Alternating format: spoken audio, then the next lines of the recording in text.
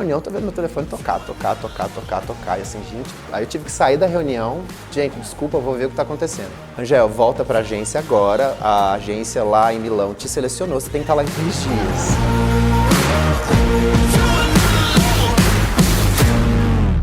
Olá, todo mundo.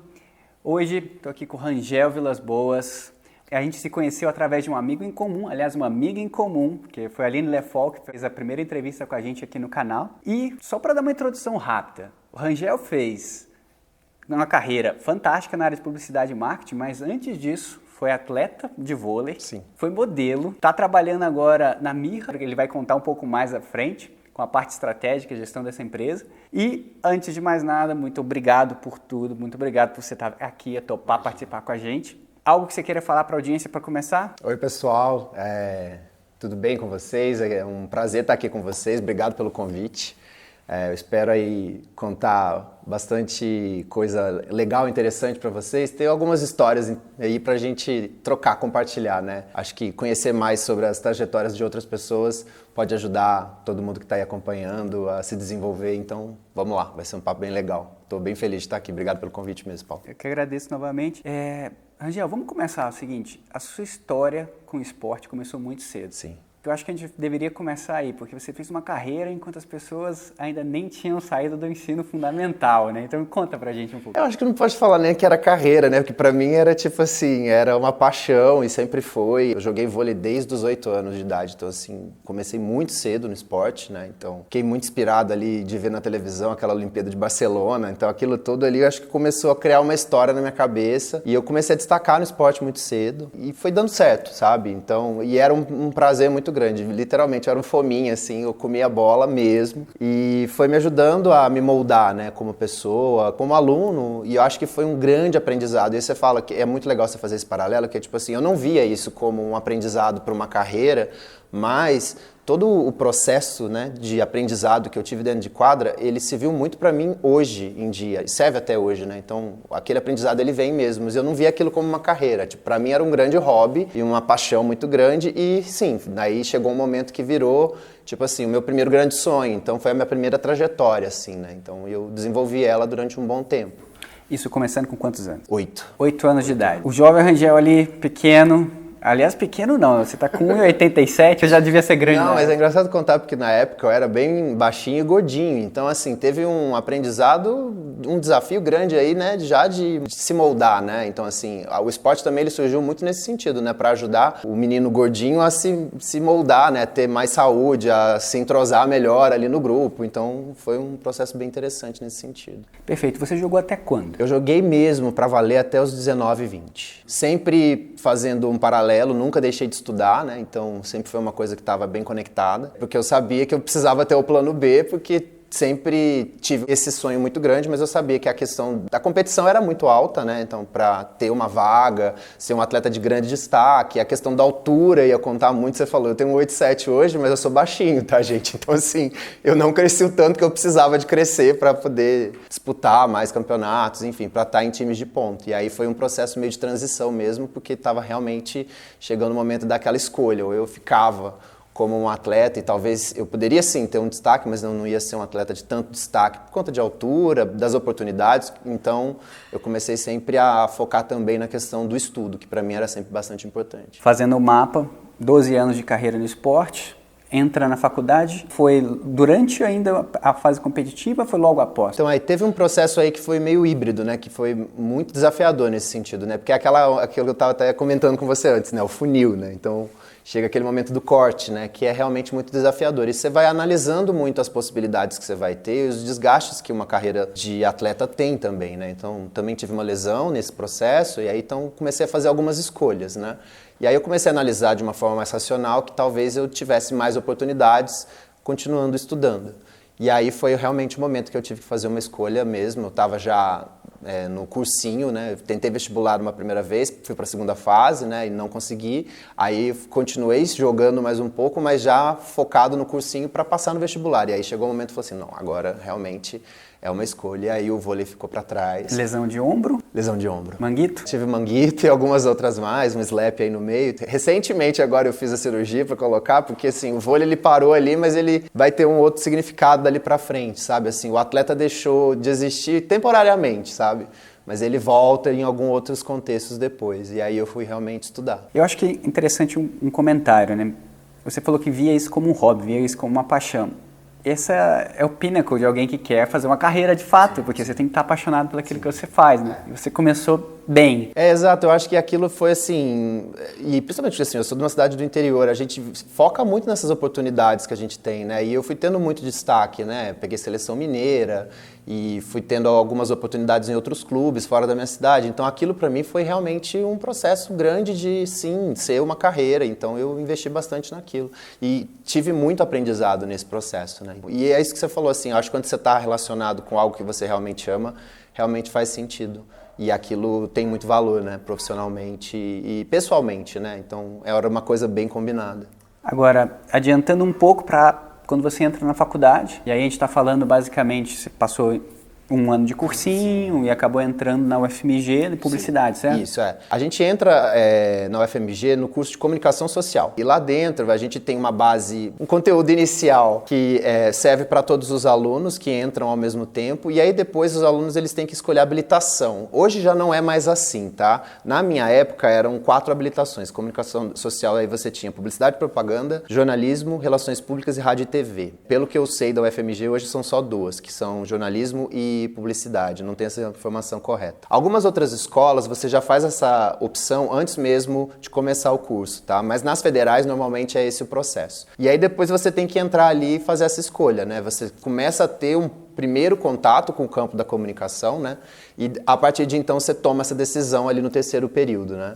Eu entrei com uma proposta já meio pronta desde a 7ª série. Eu queria ser jornalista. Então, assim, era um grande sonho da minha vida. Tipo assim, eu até comentei com você, assim, paralelo à carreira de vôlei, né? Tipo assim, se não der aqui, eu vou ser jornalista. Seu plano B estava definido. Não era uma questão tipo, esse é meu preferencial e o outro não. Eram 2 paixões muito parecidas, assim. Eu sempre tive uma relação muito forte com a televisão, assim. Desde criança, muito na frente da televisão. Então, aquilo pra mim era natural, assim. O processo de um momento ou outro eu ia chegar na televisão para ser jornalista de televisão. Então era um sonho grande também. Só que aí, quando eu entrei na faculdade, eu comecei a me conectar com a realidade por trás das câmeras, principalmente, né, na produção, na apuração de jornalismo. Eu comecei a ver algumas coisas que falei, opa, não é tão fácil, não é tão glamuroso assim, né? E aí eu lembro muito, porque, engraçado, até te comentei do meu pai, que ele falava assim, você quer ser jornalista? Vai, eu te apoio, mas você não vai gostar.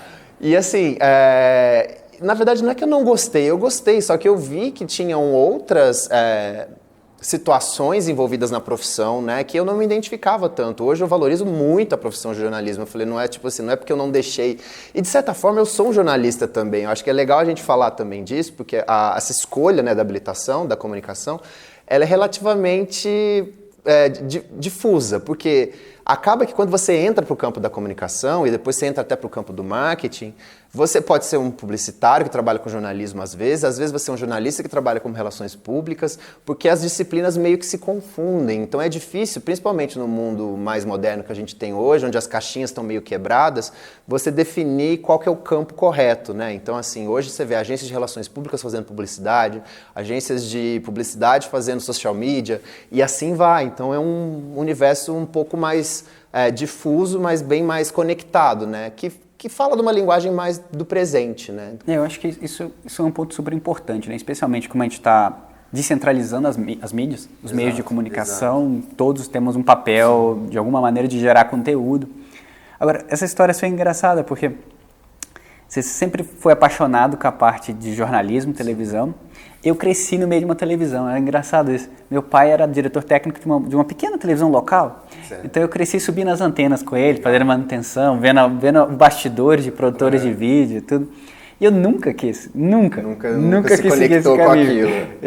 E de alguma forma, hoje eu faço um pouco isso por conta do projeto, sim, e tal, mas isso fica meio que embebido, né? A gente fica preso, né? A comunicação, ela é muito presente, né? Se for olhar, a gente vê muito isso na faculdade, inclusive, assim, desde o momento que você levanta da cama até a hora que você volta para a cama, tem marcas se comunicando com você, tem comunicações presentes, tem meios de comunicação envolvidos, né? Tem os dispositivos.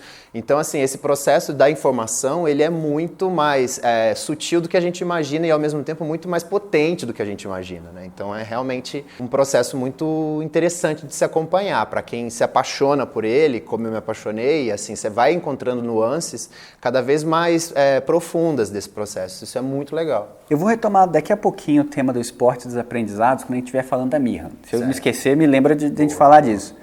Mas agora eu queria entender um pouquinho, porque você veio de Lavras, você falou cidade no interior, é importante dizer, porque a UFLA para mim foi a grande mãe, a grande faculdade, o grande momento. Eu até falo, eu brinco que eu sou de Lavras também, porque 6 anos morando lá. Para me manter eu tive que fazer vários trabalhos. Agora você foi um pouco além. Conta pra gente, como é que você conseguiu se manter na faculdade? Tá, vamos lá. Então, é legal você perguntar isso, né? Primeiro quero também falar da UFLA e de Lavras, que tipo, é uma cidade incrível. Eu tenho muito orgulho de ser lavrense. E sair de lá porque a comunicação não é uma disciplina ainda, na minha época, eu acho que até hoje tem uma força grande lá, ainda acho que não tem curso de comunicação na UFLA, se eu não me engano, mas eu tive essa necessidade por outras questões de sair da cidade, né, e fui morar em Belo Horizonte para fazer a faculdade. Uma faculdade pública, porém eu não tinha muita grana, meu pai me dava uma mesadinha lá, ó, vai pagar a república e o bandejão da faculdade pula, né, que é o famoso se vira nos 30, né? E aí eu falei, cara, eu preciso arrumar algum jeito de começar a ter uma grana paralela para conseguir estudar e me manter aqui. E aí eu fui me mexendo. E a primeira oportunidade que eu vi foi conversar com uma menina da minha sala, que era da faculdade, que ela estava, tipo, voltando da turma de cima da minha, só que ela estava devendo matéria porque ela tinha viajado como modelo. E aí eu fui perguntar pra menina, falei assim, como é que funciona esse negócio aí? Você acha que eu tenho chance? Porque eu preciso arrumar um dinheiro. O povo já falou pra mim algumas vezes pra procurar, eu não sei como é que funciona. Ela falou, vai lá na minha agência.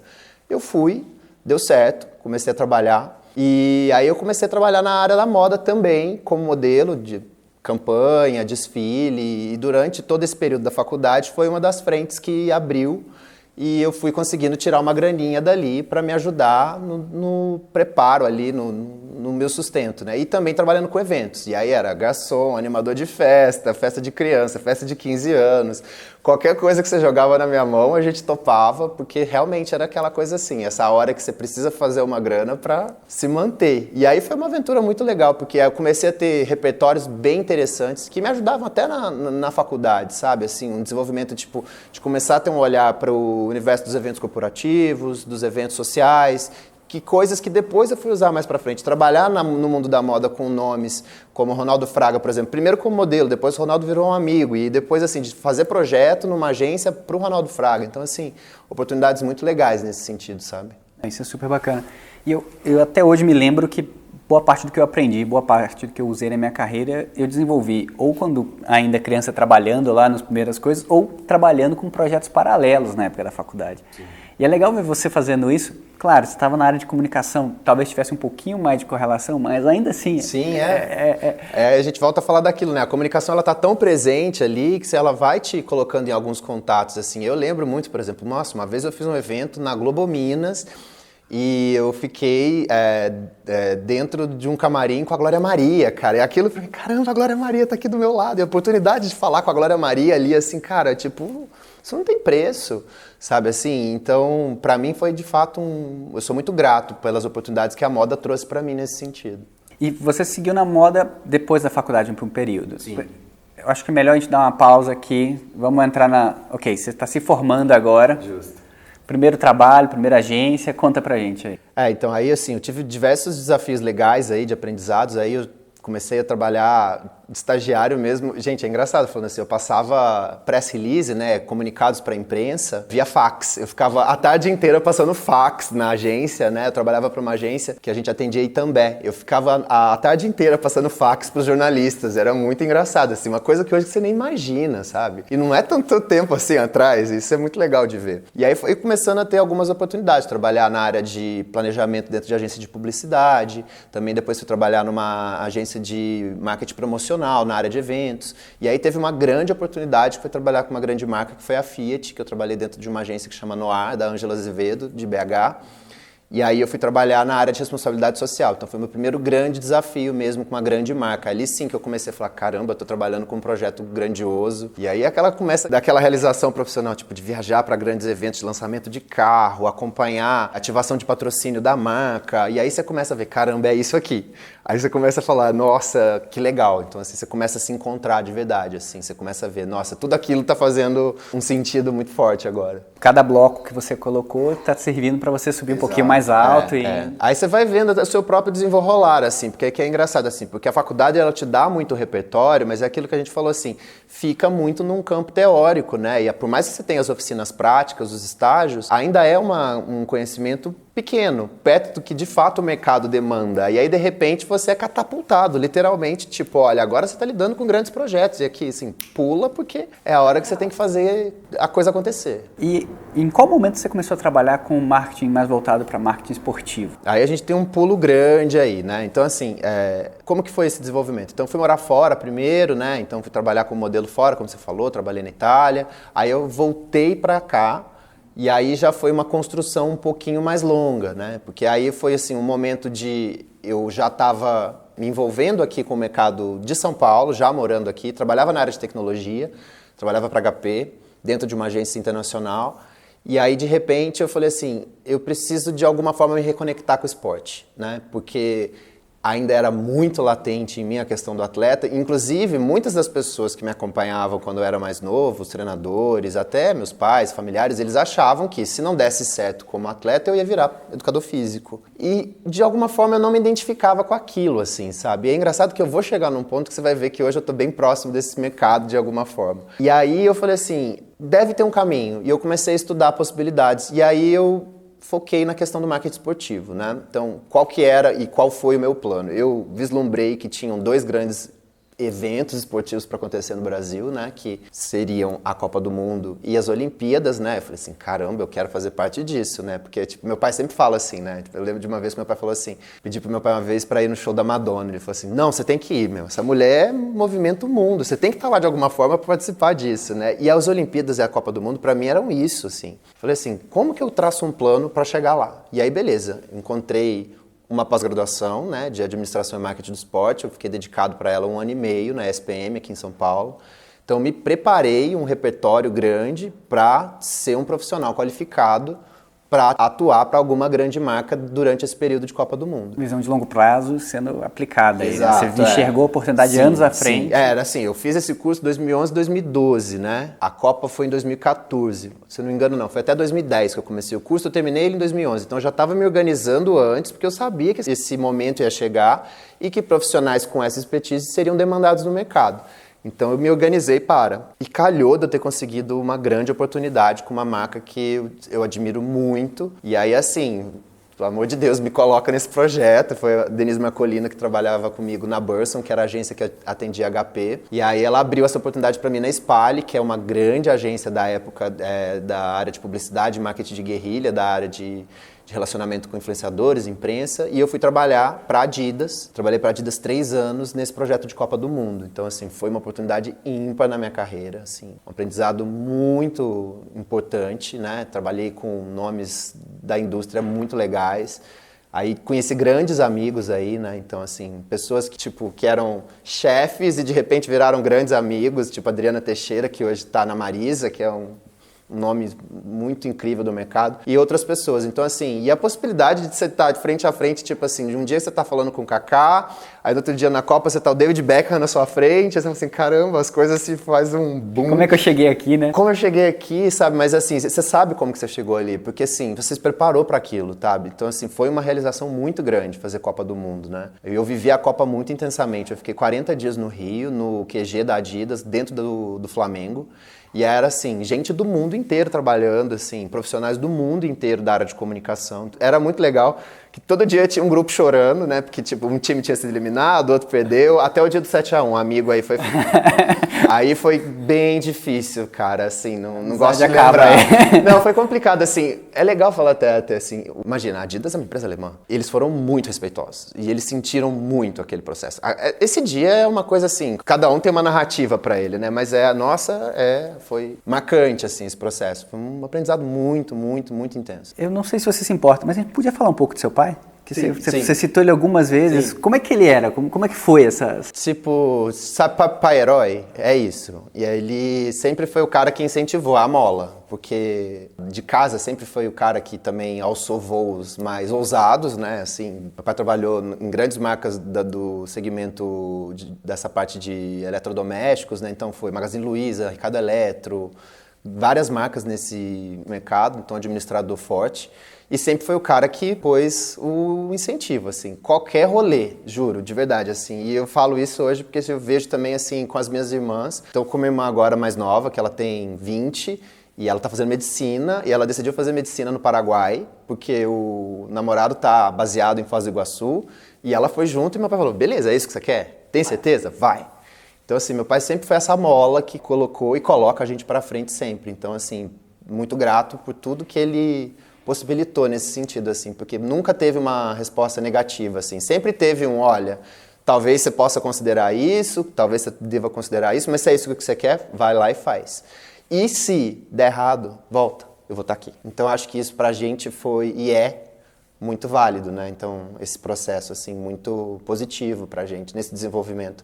E é legal ele ver, assim, as nossas conquistas, né? O quanto que ele faz parte disso. Qual é o nome dele? Antônio. Antônio, tá de parabéns, criou um filho para o mundo que está tendo sucesso em várias áreas, então parabéns. Eu pulei um pouco um trecho, acho que valeria a pena voltar rapidinho. Então você já estava trabalhando em uma agência e aí foi convidado para ir para Milão como modelo. É legal você perguntar isso porque assim, teve esse momento aí, né, que antes mesmo dessa chegada minha aqui em São Paulo, né, então tem essa fase, né, de eu finalizar a minha graduação, eu fiz 2 especializações, lembra que eu tinha as habilitações? Eu terminei a habilitação de publicidade, não formei em jornalismo, desisti do jornalismo, falei, cara, eu vou trabalhar com planejamento, quero ser um cara de estratégia, e aí fiz a habilitação de publicidade, depois eu fui fazer a habilitação de relações públicas, para realmente ficar num campo mais estratégico da comunicação, não tanto na frente da câmera, mas um cara que está por trás desenvolvendo a estratégia de comunicação, mais atrelado com o marketing, mais atrelado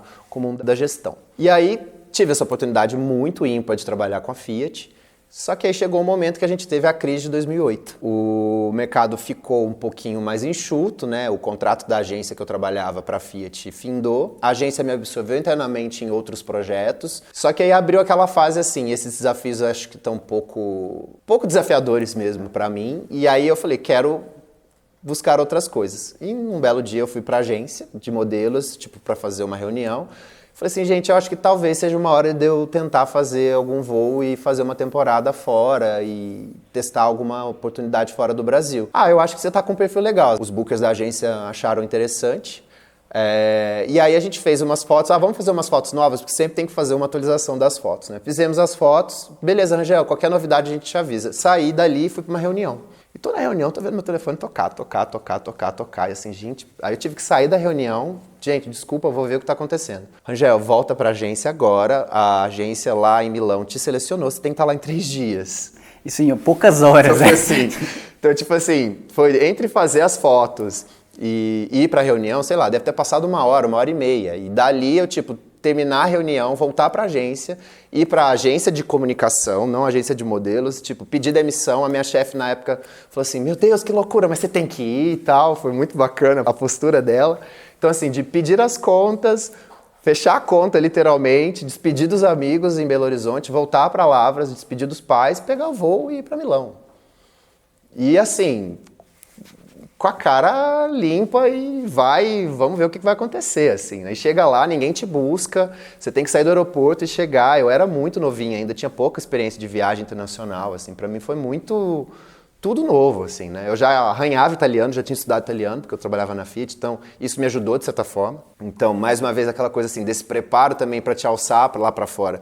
Isso te ajuda nesse sentido, né? O idioma, mas muito mais que o idioma, né? Toda a vivência que você tem. Sim, e isso eu acho que trouxe uma experiência muito legal. E assim, tive um aprendizado muito bacana, fiquei lá um período legal. Foi bom. Não foi tudo que eu esperava, confesso para você, até falei para você antes. Existe, né, uma idealização dessa figura, né, dessa carreira, né, então que se tem muito glamour, óbvio que tem um glamour, mas assim, ninguém vê o corre por trás, né, o dia a dia, né, dos castings, como você é colocado à prova, né, a questão de trabalhar com a tua imagem, né, então todos os cuidados que você precisa ter com ela, enfim, é um processo bem desafiador, mas foi um aprendizado bem rico para mim. Então foi muito legal, assim, ser fotografado por grandes fotógrafos, então tudo isso ajuda muito, né? E assim, acho que assim, traz um repertório que poucas pessoas teve a oportunidade de ter, e eu sou muito grato de ter isso na minha vida, sabe? Porque me trouxe outras visões, e assim, muitos aprendizados, né? Que mais tarde se absorvem e vão ser desenvolvidos na minha carreira como profissional de comunicação. Mas uma outra coisa, só para completar, que você comentou, que eu achei interessante, você falou que a carreira de moda feminina é uma das poucas carreiras em que as pessoas... A mulher ganha muito mais que o homem, isso assim é fato, né? Até porque por uma questão mesmo de volume, né, de quantidade de trabalhos, né? A moda feminina de fato é um segmento, um filão muito mais lucrativo que moda masculina, apesar de que muitas dessas coisas têm mudado agora, né? A gente fala muito até de uma moda sem gênero, né? Então, uma moda fluida, mas esse é um processo de aprendizado relativamente recente. Mas as oportunidades e os cachês para mulheres são realmente maiores do que de homens. Reforçando a sua mensagem aí, tem sim um glamour, mas ao mesmo tempo é muito trabalho, é muito aprendizado. Tem, como eu acho que qualquer outro aprendizado, né? Igual se, por exemplo, você vai voltando a falar, sei lá, da carreira de atleta. Tem um glamour, mas tem uma sofrência gigantesca e uma abdicação gigante. Tipo, e chega uma hora que você começa a ter que realmente selecionar aquelas questões, assim, né? Vou dar um exemplo aleatório, por exemplo, a gente viu aí no vôlei a Thaísa, que é uma jogadora fenomenal, é uma das melhores do Brasil. Ela optou agora, por exemplo, por não jogar uma Olimpíada, que ela estaria completamente apta, porque ela tem lesões graves e ela tem que fazer uma escolha profissional de que ela quer continuar mais tempo, então ela não consegue emendar uma temporada de clubes e uma temporada na seleção, porque aquilo vai destruir o joelho dela, ela vai acabar com a carreira dela. Então, assim, é uma abdicação muito forte também. Do mesmo jeito, por exemplo, jornalista, por exemplo, tem o glamour, tá de frente para as câmeras, trabalha com TV, mas não tem horário. Tá longe de casa o tempo inteiro. Exato. Então, assim, tem escolhas nesse processo que são importantes. Então, assim, a gente vê, de fato, às vezes, muito a questão do glamour ou da parte brilhante dessas jornadas, mas a gente também tem que falar bastante da parte difícil. E todas as carreiras, todas as jornadas vão ter, isso é fato. Eu acho que isso é o ponto-chave, né? Às vezes, esse ditado mineiro, com perdão total da expressão, mas o pessoal vê as cachaças que eu bebo, mas não vê os tombos que eu levo. É bem isso. Então, eu acho que é importante quando a gente traz os dois lados. Rangel, eu estou bem curioso para saber o que você faz na Mirra. E o que é a empresa, até porque quando eu pesquisei equipamentos de eletroestimulação de corpo inteiro, eu fiquei ainda mais curioso. Então, conta pra gente. Vamos lá, então. A Mirra é um equipamento de eletroestimulação de corpo inteiro, como você disse, né? É uma tecnologia alemã que está no Brasil há 5 anos e é uma empresa que tem mais de 13 anos no mercado, né? Aqui no Brasil, quem representa a Mirra é a Dignitus, que é a empresa que eu trabalho hoje. Eu faço toda a parte de estratégia e de marketing deles aqui no mercado, né? Então esse equipamento permite a gente desenvolver estúdios e espaços para treinadores que trabalham com a tecnologia, com o equipamento. E esse equipamento ele é composto por um device tecnológico que tem um impulso elétrico, né? Ele emite um impulso elétrico para o corpo, que é transmitido por meio da água, né? E então a gente tem no corpo do paciente, né, no caso, um colete que tem 10 pares de eletrodos e esses 10 pares de eletrodos eles eletroestimulam o corpo de uma forma não voluntária, né? Então você faz um treinamento e passa um tipo de estímulo diferente para o corpo, né? Em conjunto com a atividade física ou a pessoa está sentada numa maca? Como é que isso funciona? Então, legal. Isso é uma pergunta bem bacana, né? Porque você falou assim, gera muita curiosidade, né? Não é uma ginástica passiva, tá? A proposta é sim você fazer uma série de exercícios, então isso é importante dizer. O equipamento ele tem que ter junto dele a expertise de um treinador, né, de um profissional de educação física, de um profissional de fisioterapia, de um profissional de medicina, para acompanhar, né, esse treinamento. Então, o aluno ele faz uma série de movimentos, uma periodização de treino mesmo, que é encaixada com a eletroestimulação. E qual que é a sua posição na empresa? Tá, eu sou diretor de marketing da empresa. E marketing, nesse caso, vai além do marketing de publicidade e propaganda. Sim, bem mais. É legal isso, assim, porque é bacana a gente começar a conversar desse ponto, porque depois de ter passado por marcas do universo esportivo, né, dentro de agências, surgiu uma oportunidade bem legal de liderar uma empresa esportiva fora do mercado e sim dentro da empresa, fora do mercado de agências, né? Mas aí eu faço essa migração e vou para dentro do núcleo de marketing mesmo, para começar uma operação do zero. E esse foi um desafio muito legal. Então, assim, eu tinha trabalhado para Adidas, depois trabalhei para Under Armour, dentro de agências, outras marcas também que não necessariamente do mercado esportivo, mas o foco grande na área esportiva. E aí surgiu essa grande oportunidade de trabalhar para uma marca que tem esse ambiente completamente esportivo e um negócio do zero aqui no Brasil. E é uma tecnologia que tinha um retrospecto, né, vamos dizer assim, de outros aparelhos e abordagens mal sucedidas no Brasil, né? A gente estava até falando do AbShape, né, a maquininha da feiticeira, que traziam propostas meio equivocadas, né, e entregas, né, que não estavam muito bem elaboradas. Então a gente teve um desafio grande de chegar no mercado e primeiro, dentro da cátedra de marketing, aí pensar, né, em todo o planejamento de, ok, como que a gente vai fazer isso, como que o mercado percebe a categoria, é uma categoria nova, então, tipo, iniciar um produto, o lançamento dele desde o zero. Então, fizemos um estudo de como era lá fora, de já ver o que o material do Global nos oferecia, tanto de conteúdo imagético, discursos, mensagem-chave. Então a gente teve que começar a fazer uma adaptação para trazer isso para o contexto do mercado brasileiro. Então todo esse processo foi feito por nós e eu fui uma das pessoas que liderou e encabeçou essa conversa.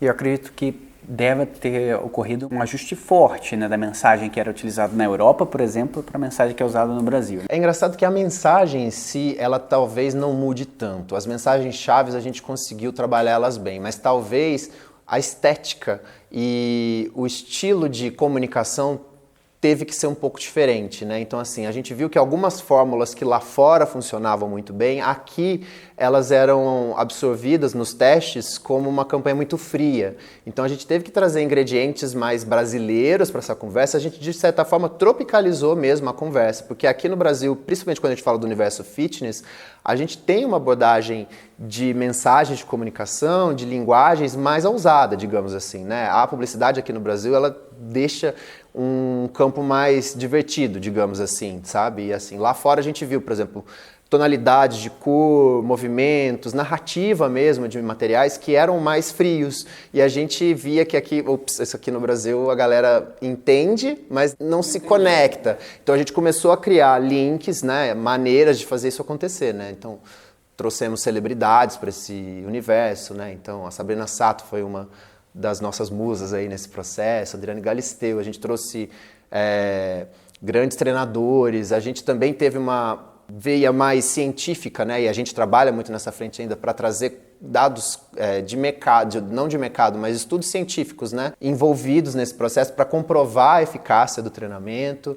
Trabalhamos com clubes de futebol, então assim, a gente foi abrindo de muitas frentes, ainda estamos nesse processo, são 5 anos ainda de mercado, a gente é muito recente, lembrando que a gente teve 2 anos de pandemia aí, né? Então assim, agora a gente está num momento muito positivo, que a gente entende que vai ter um crescimento bem legal agora.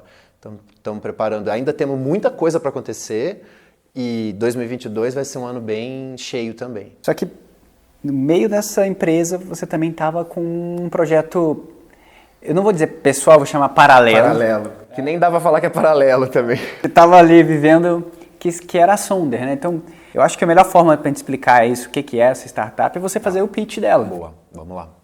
Então, aí foi um momento bem disruptivo, assim, da minha carreira, porque aí é aquela coisa assim, clicou e falamos assim, tá, tô aqui no mundo do publicitário, sempre trabalhando para outras grandes empresas. De repente, foi assim, surgiu essa oportunidade de migrar para ser um consultor de marketing dentro de uma empresa, né, que precisava da minha expertise e, ao mesmo tempo, abriu-se uma outra porta para a gente criar uma startup, né, e uma startup de tecnologia focada em turismo para o público LGBT. Então, a gente desenvolveu um aplicativo, que é o Marketplace, que traz ofertas, serviços atrelado a conteúdo dentro de um aplicativo para o público LGBT. Então, a gente captou recurso por meio de investidor anjo e criou essa startup completamente do zero, assim. Eu e mais 3 sócios, com expertises diferentes, mais os nossos investidores, e começamos um negócio do zero, na raça mesmo, assim, obviamente com muito estudo, mas assim, primeira grande empreitada, empreendedora mesmo, assim, com CNPJ próprio e tudo mais, sabe? Que é a Sounder Go Brown. Isso. A parte do Go Brown tá fácil de entender. Tá. Sounder. O Sonder, o que ele tem dentro dessa identidade dele, né? A gente foi ali nesse processo criando... A ideia da empresa, ela surgiu há um tempinho atrás. A ideia nossa era... A gente sentia que tem uma dificuldade, por exemplo, para o visitante estrangeiro aqui no Brasil, de conhecer propriamente dito as nossas cidades. Então, por exemplo, São Paulo é uma cidade extremamente mal avaliada no TripAdvisor, né? E aí, muitos dos viajantes acabam usando São Paulo como um hub de chegada ou de saída. Não dedicam, por exemplo, tempo em São Paulo para conhecer a variedade de opções que a cidade oferece. A gente falou, cara, aqui tem uma oportunidade. Então a gente começou com um projeto lá atrás, que era um projeto de conteúdo, mesmo jornalístico, e aí aquilo foi amadurecendo, e a gente sempre assim, tá, esse projeto está na gaveta, vamos pensar no melhor formato, e aí a gente conseguiu chegar nesse formato, né, que seria essa multiplataforma, que daria possibilidades da gente gerar receita por meio de publicidade, por meio de comissão das vendas, e trazer esse espectro dentro de um aplicativo. E aí foi onde a gente falou, é esse o modelo de negócios, começamos. E aí foi, batendo em porta, até conseguir os investidores. A gente conseguiu, de certa forma, até próximo, porque a gente tinha amigos que falaram, caramba, vamos fazer esse projeto acontecer. E aí depois a gente foi desenvolvendo isso durante 3 anos, com grandes acertos e muitos erros também, assim. Então, uma jornada de conhecimento muito longa.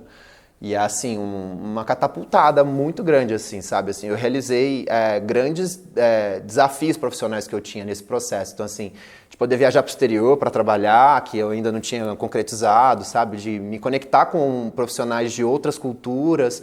Então, foi realmente um momento muito positivo, né? Calhou de também ser um momento que eu estava fazendo a minha especialização, meu MBA de inovação. Então, esse projeto ele foi gerido dentro da FIAP, que foi a escola que eu estava trabalhando. E eu ganhei, inclusive, um concurso, porque no final dos MBAs da FIAP tem uma competição entre os alunos, que é o Startup One. Eu ganhei essa competição com o Sonder e eu ganhei uma bolsa de estudos para estudar um curso de especialização na Babson College nos Estados Unidos. Então, assim, foi um aprendizado muito gigantesco, assim, de possibilidades.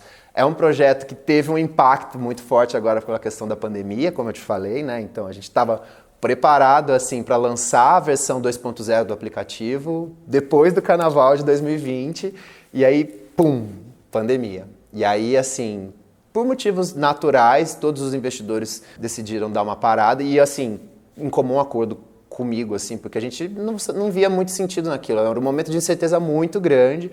E a gente ficou 2 anos agora, assim, acompanhando o movimento do mercado para entender as possibilidades de volta. E foi um momento extremamente delicado para todos nós, assim, porque é um momento que você tem que realmente deixar a poeira baixar, deixar o projeto marinando. E agora a gente está começando a ver algumas conexões, algumas possibilidades. A gente está bem empolgado, mas ainda é novidade. Eu ainda não posso te trazer esse escopo, porque vamos marcar um próximo papo, porque eu preciso amarrar muito bem os ponteiros ali para trazer isso de uma forma bem coesa para vocês. Cenas do próximo capítulo, a conversa fica agendada assim que você estiver isso lançando. Pode deixar. Agora, eu assisti o seu Shark Tank também, quando você apresentou, e teve uma coisa que você comentou, o resto da entrevista é normal, tudo bem, mas teve um ponto que resonou comigo, que você falou, às vezes as pessoas do público LGBT não vai se sentir confortável ou seguro em alguns hotéis. Eu achei que essa foi uma fala super importante, eu queria entender... Então, quando a gente criou muito o projeto, a gente ficava tentando entender quais seriam as dores desses viajantes que a gente poderia sanar, né? Então, a gente foi detectando nas conversas, nas pesquisas que a gente fazia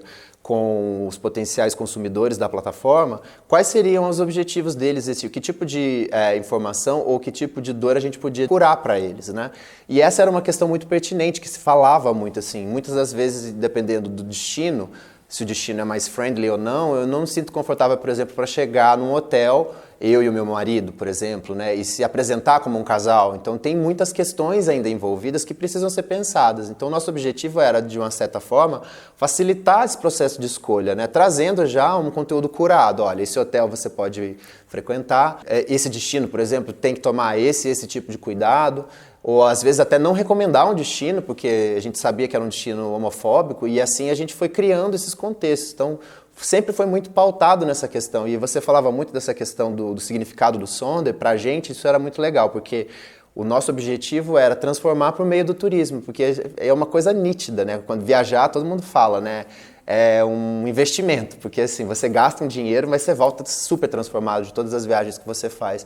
Então a gente acreditava muito nesse poder de encontrar pessoas por meio das viagens. Então o significado de Sonder vem disso, vem de uma palavra que significa que cada pessoa que passa por você tem uma história tão interessante quanto a sua, que você merece conhecer. Então a gente foi buscar nesse desafio criar um propósito atrelado, atendendo essa questão e esse olhar para a comunidade LGBT. Esse seria o nosso primeiro ponto. Depois, o modelo de negócio dando certo, a gente replicaria em outros públicos, né? Mas aí realmente a gente teve esses desafios e agora a gente está acertando a casa e pensando nas possibilidades que a gente vai trazer para o futuro. Me colocando como alguém que viaja 60%, 70% do tempo a trabalho, eu preferiria escolher um hotel que fosse indicado pelo Sonder do que um que não fosse. E sabe o que é engraçado? Nesse processo foi muito legal, porque várias vezes eu ouvi de muita gente que não é da comunidade LGBT falar assim, eu vou querer usar esses hotéis, porque vocês têm, de certa forma, um bom gosto em cima disso.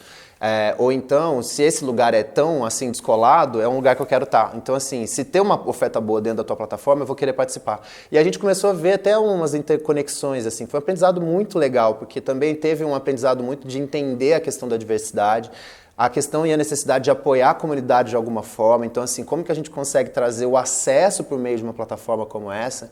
Então, teve desafios e aprendizados, assim, muito fortes e, em alguns momentos, até muito dolorosos, de entender os desafios que a comunidade tem ainda e outros, assim, de entender qual que é o papel que a gente pode ter dentro dessa conversa, sabe? Então, é uma história muito interessante. É um mecanismo de transformação, é isso que eu achei interessante do projeto. Assim.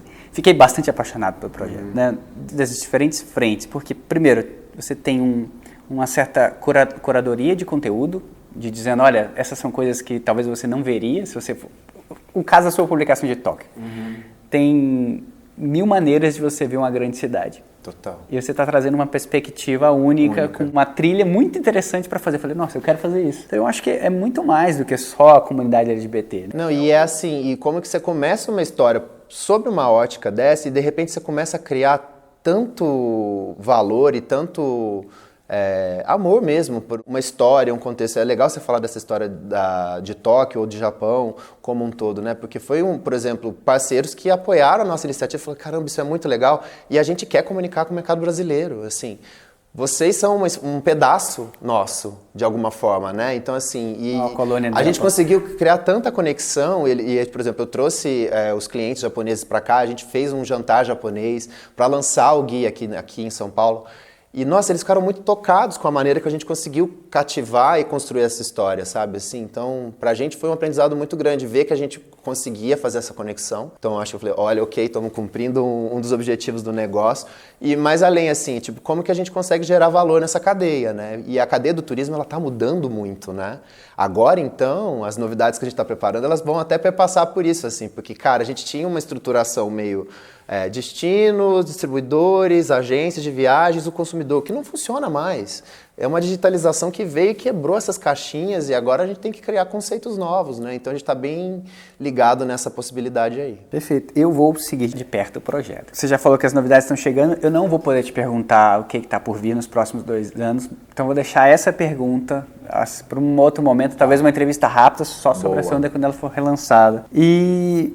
eu queria entender, isso é uma curiosidade pessoal, como é que você equilibra, porque a gente está falando de uma startup, a gente está falando de uma posição de gerente de marketing e um histórico de atleta, eu imagino que você ainda tenha um treinamento físico, ainda se mantém ativo. Então como é que você equilibra tudo isso e a família também, né? Caramba, eu não vou mentir para você que tipo, é bem prazeroso, eu acho que eu consegui montar um modelo que funciona muito bem. Eu trabalho de casa hoje, né? Então eu tenho uma flexibilidade, tipo um investimento e uma escolha mesmo que tipo em determinados momentos eu tive que bancar de trabalhar remoto, sabendo até que eu ia ganhar menos, mas tendo uma flexibilidade de horário, de momentos e tá muito focado na minha produtividade, né? Então nas minhas entregas. Então eu consigo trabalhar muito dentro desse sentido, mas eu tenho uma disciplina legal. Recentemente eu fiz vários estudos aí de questão de produtividade, de uma qualidade de vida melhor, então regulação de sono e alimentação muito balanceadas, né, para ter uma qualidade boa aí. O exercício é válvula de escape, então assim, sou fominha de exercício até hoje, então é mirra, é vôlei, que eu continuo jogando, tá? Vale lembrar. Então assim, hoje eu deixei de ser atleta, mas eu ainda sou um jogador de fim de semana, digamos assim, né? Então tem uma rotina bem forte nesse sentido, e aí eu determino alguns horários e estabeleço, por exemplo, olha, o período da manhã, por exemplo, eu foco no trabalho de mirra para ter o período da tarde para estudar e trabalhar as coisas do Sonder. Não sendo muito engessado, mas ao mesmo tempo tendo essa possibilidade de dar uma mexidinha, mas ao mesmo tempo de entender o momento para cada negócio ali, para ficar mais distribuído. E você consegue colocar esse bloco, ou seja, meio período para uma empresa e meio período para outra? Tento. Não necessariamente funciona sempre, confesso que às vezes não dá, tem dias que a produtividade aumenta, tem dias que dá uma procrastinada normal. Até lido muito com isso na terapia, que eu acho que é importante também. Mas eu tento escalar assim, olha, esse período aqui eu estou disponível para tal projeto, na parte da tarde eu estou em outro projeto. E até, dependendo do contexto, eu acho que agora na pandemia eu tenho ficado muito em casa, então eu tenho um tempo mais flexível até. Mas antes eu viajava muito também, né? Então, com projeto de turismo, imagina, cada hora eu estava num país fazendo conteúdo, então eu tinha que adaptar algumas rotinas. E outra, eu tenho uma equipe que me ajuda, né? Então, dentro da Mirra tem uma equipe bem grande até, grande entre aspas, né? Estamos aí uma pequena, média empresa. No Sonder a gente trabalha meio sob demanda, então já teve momentos que a gente tinha uma equipe maior, agora é uma eu empresa mesmo, sou eu que estou tocando praticamente tudo. Considerando o número de áreas que você passou, mas quais conselhos você daria? Quais conselhos você daria para alguém que está talvez começando a carreira? Ou melhor, essa foi a pergunta que a Aline Lefol mandou eu te dizer. Qual conselho você daria para você mesmo 15 anos atrás? Caramba, para mim de 15 anos atrás. Eu acho que o conselho maior, acho que é tipo assim, acreditar na tua potência. Eu acho que essa é a palavra mesmo, assim, acreditar que você é capaz.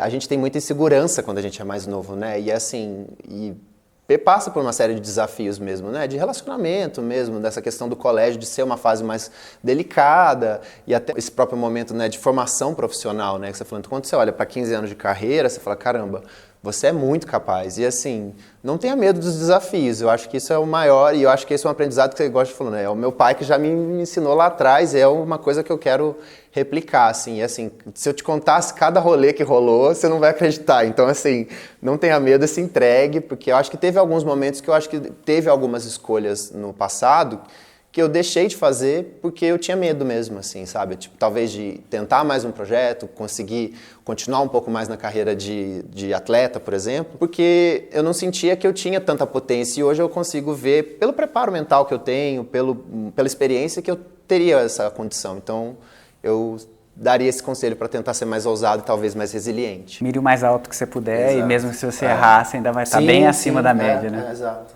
Rangel, quais foram os seus pontos de apoio? Quais foram os seus pontos seguros para você voltar ao longo dessa carreira? Porque a gente falou de várias coisas e você acabou de falar, né? Em alguns momentos a gente tem que usar mais e às vezes dá errado. Então, quais foram os seus portos seguros? Eu acho que a gente já comentou um pouco assim, a família é acho que o porto seguro principal, né? Então, mesmo distante como eu tô, eu sempre tive esse ponto de suporte, né? Então, assim, não só um suporte financeiro, mas um suporte emocional, um suporte amoroso, né? Então a família para mim realmente é o ponto de equilíbrio nesse sentido, saber que eu posso ter essa possibilidade de retornar ou ter eles próximos avaliando o que eu estou fazendo.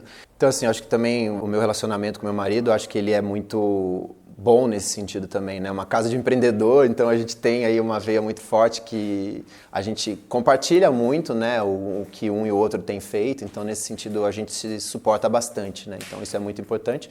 E os amigos, com certeza, né?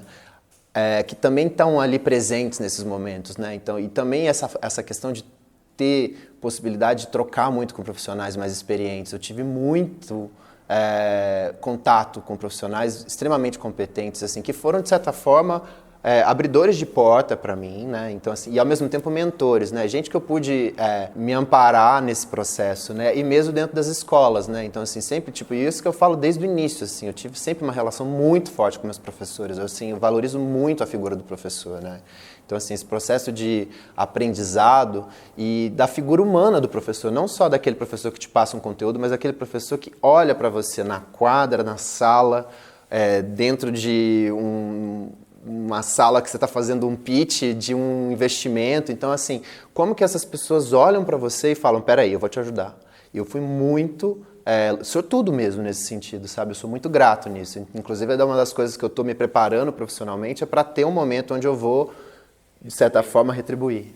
Isso é muito bom ouvir. E eu vou te dizer que todos os entrevistados até agora, todos tiveram mentores e vários mentores ao longo da carreira. Então eu acho que essa habilidade de, primeiro, se colocar na posição de dizer, olha, eu preciso de ajuda, e bater papo com pessoas e trocar ideias ajuda demais. Muito. É legal ouvir você falando isso também, né? Não, e eu acho que é muito válido, né? Isso é assim, como você falou assim, você vem de um mercado, eu venho de um outro mercado, mas a gente tem pontos próximos e pontos diferentes. E assim, é interessante você ver o que funciona ali, o que não funciona. E aí a gente trocar, eu acho que essa troca é um aprendizado e eu acho mais interessante nesse sentido, assim, e ouço muito disso. Ontem mesmo eu estava conversando com uma amiga que ela é professora já, mestrando, ela falou assim, já é muito importante para mim, é interessante, eu aprendo muito mais que eu ensino. É muito louco esse processo, sabe, e é muito cativante.